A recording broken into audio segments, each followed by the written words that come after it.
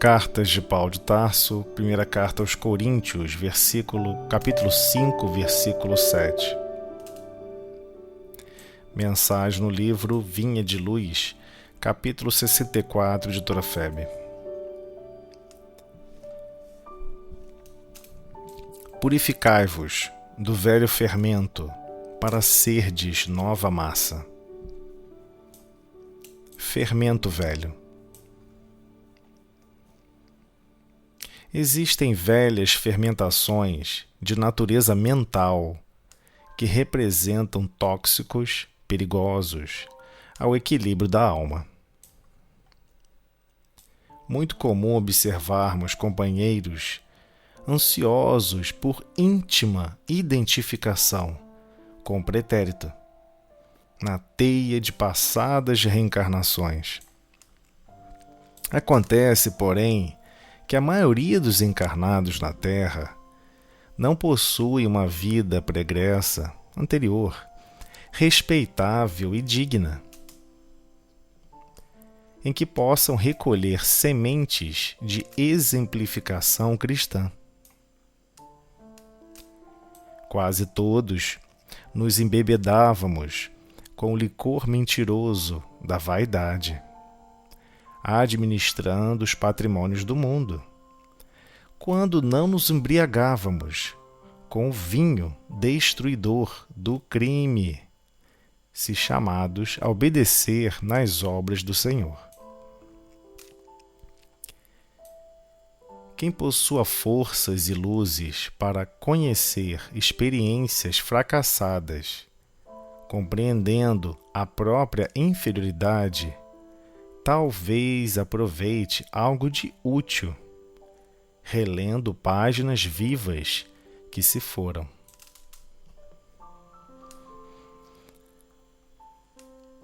Os aprendizes desse tipo, contudo, são ainda raros nos trabalhos de recapitulação na carne, junto da qual a compaixão divina concede ao servo falido a bênção do esquecimento para a valorização das novas iniciativas. Não guardes, portanto, o fermento velho no coração. Cada dia nos conclama, nos convoca à vida mais nobre e mais alta. Reformemo-nos à claridade do infinito bem, a fim de que sejamos nova massa espiritual nas mãos de nosso Senhor Jesus.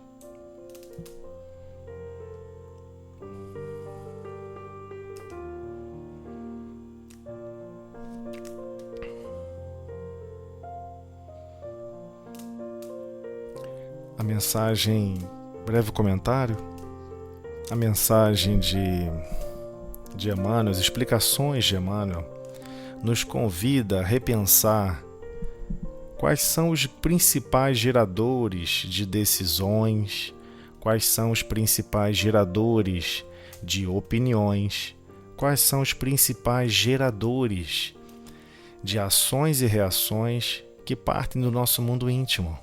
Quais são os sentimentos que geram, que coordenam, que guiam cada pensamento elaborado. Então, a frase purificai-vos do velho fermento retrata uma origem ainda intrínseca de nós mesmos. A própria definição da palavra pecado, se lembrarmos corretamente, a palavra deriva do teatro grego, onde alguém com uma ideia fixa, com um desejo fixo, sem perceber que está agindo mal para obter a compensação, obter o que se deseja, seja no campo de evolução moral, seja o campo num trabalho digno, dependendo de como escolher agir e reagir, o que se provoca geralmente são catástrofes, em grande maioria. Então, Emmanuel vem nos chamar a atenção para esse fermento velho que todos nós temos em nós mesmos. Então o versículo anterior deixava claro a importância do fermento que faz crescer a massa toda. Mas igualmente o fermento velho, ele não consegue crescer a massa. Ele não é produtivo. Ao contrário, ele pode se tornar um tóxico perigoso, algo que vai danificar a massa, vai tornar a massa impossível de ser aproveitável para o alimento sadio, para alimentar a alma de forma sadia. Então temos que compreender que certas atitudes, certas atribuições que esposamos, que adotamos no nosso dia a dia, só muda o cenário. Um senador de Roma não é muito diferente de um senador da República. E se persistirmos nessa comparação, vamos observar que, igualmente, aquele que está lá executando qualquer posição nas atividades políticas de uma nação, ou de um grupo, ou de um povo, poderia ser qualquer um de nós. E que tipo de valores temos equilibrados para exercer uma boa função? Se utilizarmos apenas o nosso próprio histórico, apenas a nossa formação do nosso próprio pensamento, sem ter um exemplo de pureza, sem ter um exemplo de boa conduta, fica muito difícil tomar decisões diferentes em diferentes milênios e em diferentes épocas. Hoje, pessoas na cidade ou no campo dirigem carros a combustão interna.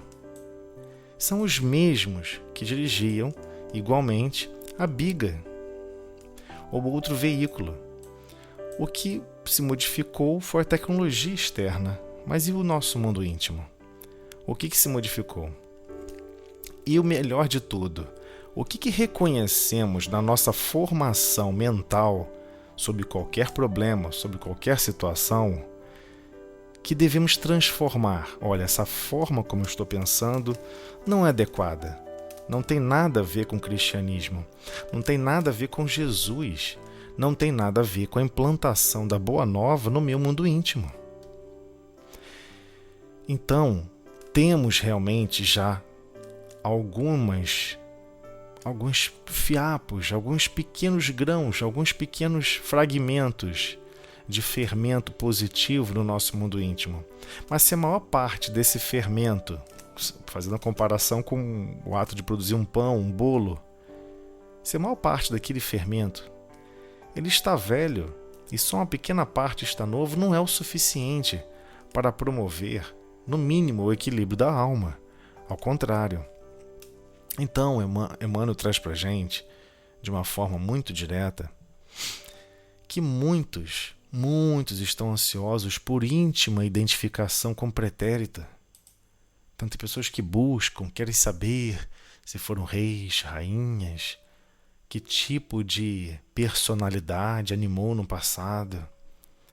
E ele deixa bem claro, só que a maioria esmagadora dos encarnados na Terra não possuem uma vida pregressa, respeitável e digna. Respeitável e digna, em que possam recolher sementes de exemplificação cristã. Então, temos que ter muita atenção. Afinal, o que estamos buscando? Se queremos conhecer o passado para melhor agir no presente, na construção do bem, temos certeza que lá no passado não existem muitos exemplos e episódios de sementes realmente produtivas da exemplificação cristã, exemplificação de nossa parte, de nosso cunho íntimo, onde nós escolhemos agir corretamente, com bondade, com tolerância, com perdão. Então, quase todos nos embebedávamos, e Emmanuel é muito humilde e deixa bem claro, nos embebedávamos. Ele se inclui.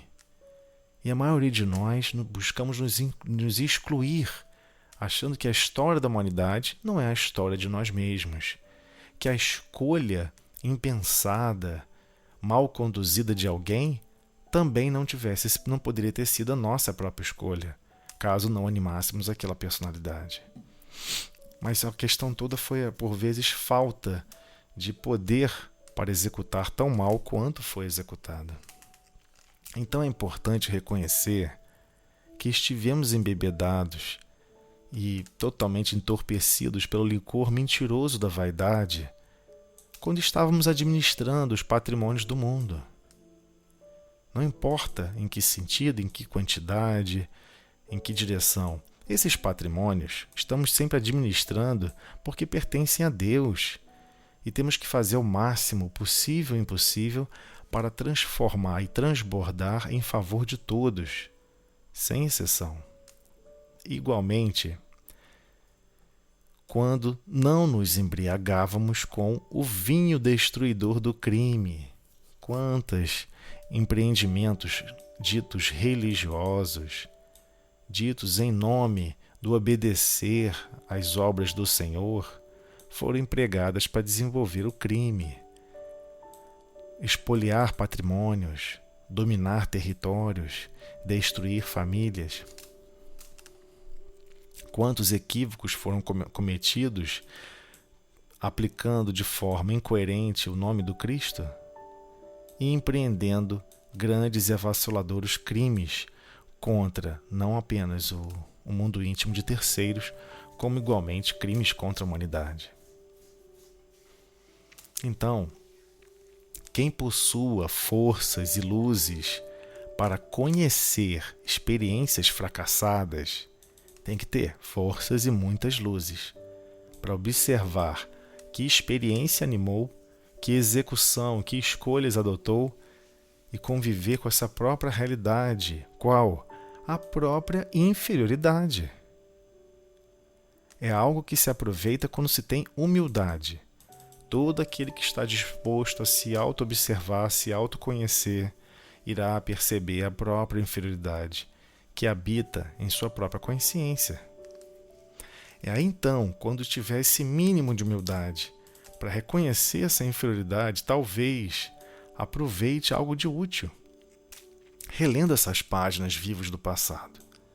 Então, o aprendiz desse tipo, contudo, são ainda raros nos trabalhos de recapitulação da carne, junto da qual a compaixão divina concede ao servo falido a bênção do esquecimento para a valorização das novas iniciativas. Então, o que ele está deixando bem claro para todos nós? A nossa inferioridade ainda está sendo tão gigantesca que não podemos recapitular os nossos passados falidos de forma consciente. A compaixão divina cria processos de constrangimentos e mecanismos de reajuste, independente da nossa consciência total e absoluta dos fatos, o que demonstra uma compaixão sem precedentes. Então, não guardes, portanto, o fermento velho no coração. Então, já compreendemos que diversas ações e reações nossas, e principalmente a geratriz dos nossos pensamentos, provém especificamente da governança dos sentimentos que nós adotamos na nossa alma. Por isso ele cita o coração. Ele cita o coração por esse velho motivo. Qual o velho motivo? Se o coração está impregnado de questões de vaidade, de questões de orgulho, de questões extremamente atreladas ao egoísmo, esses fermentos, se continuam persistindo como sentimos a vida e como sentimos a convivência e todos os outros aspectos da vida, estamos condenando o nosso destino a cair nas mesmas consequências. Ou seja, estaremos sempre utilizando um fermento que não produz no lado positivo do gráfico. Estaremos de novo nos esforçando, tentando resolver equações que sempre dão resultados negativos.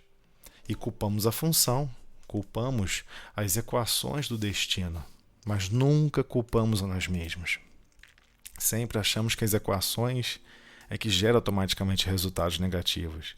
Ou seja, sempre culpamos terceiros, eventos, condições do planeta, condições da vida, para explicar, justificar até a nossa conduta. Mas no fundo, a conduta final ela acaba sendo tortuosa ou torturante para os nossos destinos, porque no fundo, no nosso coração, não implantamos a semente do amor e, acima de tudo, a exemplificação, o exercício diário da caridade, a verdadeira caridade, que é justamente o arsenal de ferramentas do amor. Benevolência para com todos, praticar o bem por gostar de exercitar a prática do bem, sem esperar nada em troca, nem mesmo de Deus. Tolerância para com as imperfeições alheias. Tolera aquele outro irmão, aquela outra irmã. Todos estão no mesmo serviço de educação do planeta. Todos nós temos dificuldades, erros e equívocos. Uns com mais consciências, outros com menos consciência. Igualmente, o perdão das ofensas. Seremos ofendidos, seremos vilipendiados nas nossas formas de pensar e de atribuir sobre nós mesmos. E temos que aprender a perdoar. Sem esses recursos da benevolência, da tolerância, do perdão, sequer é possível criar um ambiente minimamente salutar de convivência no lar. Seja com uma cônjuge, ou então especificamente com outros parentes, qualquer pessoa que estamos convivendo. As ferramentas do amor é o exercício da caridade. A ação da caridade vai gerar consequências naturais do amor. E lembrando, por onde a benevolência passa, pelas situações em que a benevolência executa atividades ao derredor, deixa rastros diferentes do que nós estamos com experiência. Por exemplo, a benevolência sempre gerará afabilidade e doçura. Afabilidade e doçura são consequências naturais da benevolência. Então, quando estamos agindo, falando, agindo e reagindo, por mais que estejamos com o coração, com a intenção de praticar o bem, com a intenção de exercer a benevolência, se os rastros que são deixados não são representáveis pela afabilidade e pela doçura, algo está errado. O fermento azedou. O fermento não está adequado ao consumo.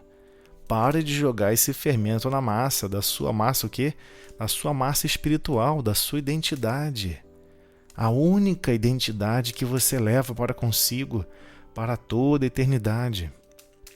Esse fermento você não deseja mais. A sua lógica, a sua razão já compreendeu que sem seguir o exemplo do Cristo, não temos como evoluir nesse quesito. E em diversos outros quesitos que Jesus deixa exemplos claros de sabedoria e de amor. Mas especialmente a vivência dele plena, em plena consonância com a lei moral, que é a lei de justiça, amor e caridade. Então, quando Jesus traz à Terra o complemento da lei de justiça, amor e caridade, ele dá um novo panorama de fermento. Sintam a vida de forma diferente. E tudo aquela velha forma de agir e reagir diante de certos cenários, vamos tentar agir diferente. Eu vou à Terra e vou mostrar para vocês como faz. E ele já veio há 2.000 anos, há mais de 2.000 anos. E deixou claramente para todos nós. É assim. Perdoa. Quem está agindo mal, quem está te maltratando, está adoecido. Está com o coração adoecido. Está com tanto fermento velho que a massa dele espiritual, as potencialidades dele estão soterradas com massas velhas, massas espirituais que não produzem pão, que não alimentam a ninguém, que não são prodigiosos e nem atendem a saciar as necessidades de ninguém, não serve absolutamente a ninguém, nem a ele mesmo.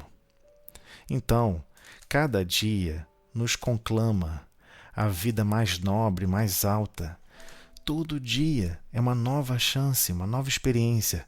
Eu vou reagir melhor com as minhas tarefas. Eu vou reagir melhor com meus cuidados ao lavar uma louça, ao limpar um chão, a fazer um foguete para a lua. Não importa. Não importa qual é a tarefa. O problema é como você se sente em cada uma dessas tarefas. Se você faz o trabalho com peso, é cansativo, eu não gosto, isso não é para mim. Alguma coisa me diz que não estamos conseguindo elaborar uma vivência mais nobre e mais alta. Então, reformemo-nos para a claridade do infinito bem. Para a claridade do infinito bem. Estamos com capacidade de executar o bem extremamente debilitada, extremamente fragilizada, e temos que perceber isso no nosso mundo íntimo e passar a tomar a seguinte decisão: agora chega, eu quero fazer o bem sempre, em todas as situações, em todos os contextos. Para quê? A fim de que sejamos nova massa espiritual nas mãos de nosso Senhor Jesus. Então, é inegável que o Cristo recebeu a incumbência de transformar bilhões e bilhões de almas, de conduzir a evolução de grupamentos em quantidades incomensuráveis. Não temos como medir esse número de almas que estão ligadas à sua orientação e à sua liderança para o progresso, com recursos inomináveis. Não temos como imaginar que recursos são esses que Jesus dispõe para auxiliar e alavancar o progresso de todos. Mas certamente a implantação do reino de Deus no mundo é a implantação do reino de Deus em cada um de nossos corações.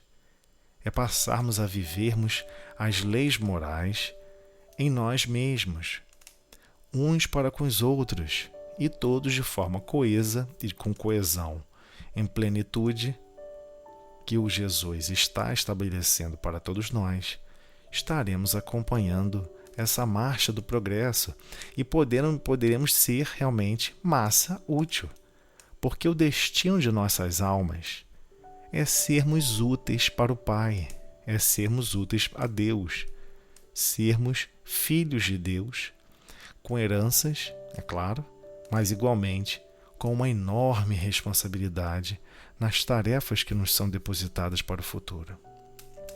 Então não podemos desanimar na construção dessa nova massa espiritual, dessa nova identidade espiritual que todos nós sabemos que o último estágio da nossa encarnação à Terra nos tornamos espíritos bem-aventurados, porque já estaremos na especificidade da identidade das bem-aventuranças. E, acima de tudo, estaremos com condições de servir somente no lado positivo do gráfico. Não estaremos mais gerando resultado negativo, muito menos tentando igualar os problemas a zero para solucioná-los.